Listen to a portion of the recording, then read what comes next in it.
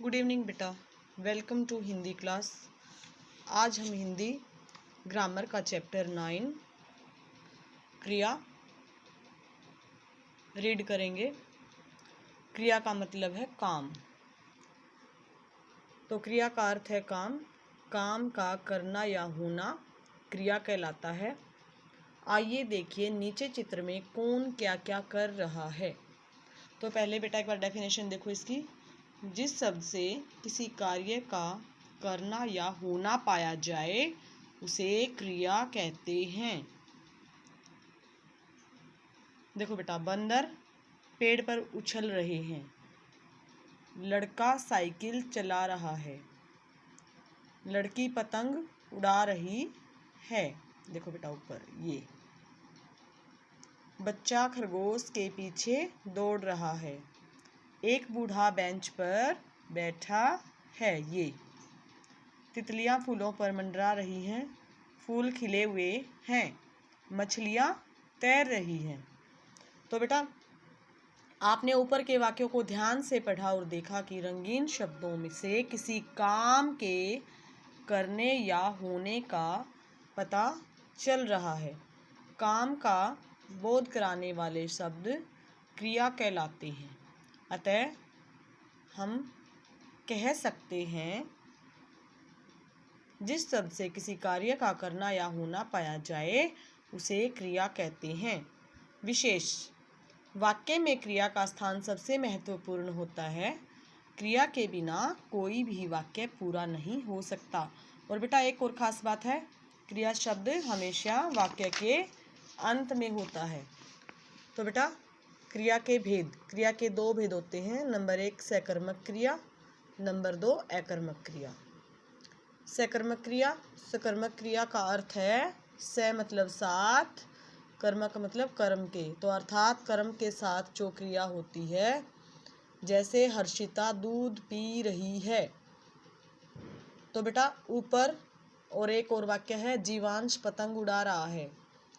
ऊपर दोनों वाक्यों में यदि हम प्रश्न करते हैं कि हर्षिता क्या पी रही है, उत्तर क्या मिलता है? दूध। जीवांश क्या उड़ा रहा है? उत्तर पतंग। तो क्या काम किया जा रहा है, जहाँ इस प्रश्न का उत्तर मिल जाता है वहाँ सकर्मक क्रिया होती है। जो क्रिया कर्म के साथ होती है सकर्मक क्रिया कहलाती है। सकर्मक क्रिया। अकर्मक क्रिया, अकर्मक क्रिया का अर्थ ए मतलब बिना, कर्मक मतलब कर्म के, अर्थात कर्म के बिना क्रिया का होना। जैसे बच्चा दौड़ रहा है, मोर नाच रहा है। दोनों वाक्यों में, ऊपर दोनों वाक्यों में केवल कर्ता और क्रिया का प्रयोग। ये बच्चा कर्ता हो गया, दौड़ रहा है क्रिया, मोर कर्ता हो गया, नाच रहा है क्रिया। कर्म इसके अंदर बीच में नहीं है, तो प्रयोग किया गया है। इनमें कोई कर्म नहीं है। जहाँ क्या प्रश्न का उत्तर नहीं मिलता वहाँ अकर्मक क्रिया होती है। देखो बेटा, बच्चा क्या दौड़ रहा है, उत्तर नहीं मिला, ठीक है। मोर क्या नाच रहा है, उत्तर नहीं मिला। अतः हम कह सकते हैं जो क्रिया बिना कर्म के होती है अकर्मक क्रिया कहलाती है। तो कुछ अकर्मक तथा सकर्मक क्रियाएं: हंसना, बैठना, उठना, सोना, चलना, रुकना, भागना, आना, जाना, जागना, निकलना, होना। तो बेटा ये जो क्रियाएं हैं ये क्या हैं? अकर्मक क्रियाएं। सकर्मक क्रियाएं: देखना, क्या देख रहा है, बांटना, क्या बांट रहा है, तोड़ना, क्या तोड़ रहा है। तो बेटा उसमें आंसर मिलता है हमें लेना, भेजना, पढ़ना, उठाना, पीना, लिखना, तोड़ना, पाना, देना। तो ये क्रियाएं हमें याद करनी है, ये सकर्मक होती हैं और ये अकर्मक। और सकर्मक और अकर्मक की मैंने पहचान अभी बताई। जिसमें कर्म होता है, जिसमें क्या का आंसर मिलता है वो सकर्मक, और जिसमें हमें क्या का आंसर नहीं मिलता वो अकर्मक। क्रिया के रूप लिंग वचन के अनुसार बदलते हैं। जैसे लिंग के अनुसार बदलती क्रिया, मोर नाचता है, मोरनी नाचती है, तो स्त्रीलिंग में नाचती आ गया और मोर में नाचता। लड़का खेलता है, लड़की खेलती है। तो लिंग के अनुसार क्रिया बदलती है और वचन के अनुसार भी क्रिया बदलती है। कैसे देखो, लड़का खेलता है ये एक वचन है, लड़के खेलते हैं तो खेलता है की जगह यहाँ खेलते हैं, क्योंकि ये बहुवचन में आ गया लड़के।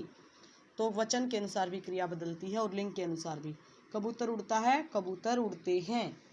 विशेष, कुछ काम अपने आप हो जाते हैं और कुछ काम किए जाते हैं। अपने आप होने वाला काम नदी बह रही है, यानी अपने आप कार्य होता है, ये कोई करता नहीं है इसको। तो किया जाने वाला काम, बच्चा पुस्तक पढ़ रहा है, ये बच्चा पढ़ रहा है तो ये करने वाला काम है, ये खुद से होने वाला काम है। तो दो तरह के काम होते हैं, अपने आप होने वाले और करने वाले। है, हैं, था, थे भी क्रियाएं होती हैं। जैसे आज मेरी परीक्षा है, तो है भी क्रिया है, ये क्रिया शब्द है इसके अंदर। कल भारत श्रीलंका का मैच था, तो था भी इसमें क्रिया शब्द है, हैं और ये भी क्रिया शब्द। ओके बेटा, तो ये हमने रीड किया है, कल हम इससे एक्सरसाइज करवाएंगे बेटा। ओके, धन्यवाद।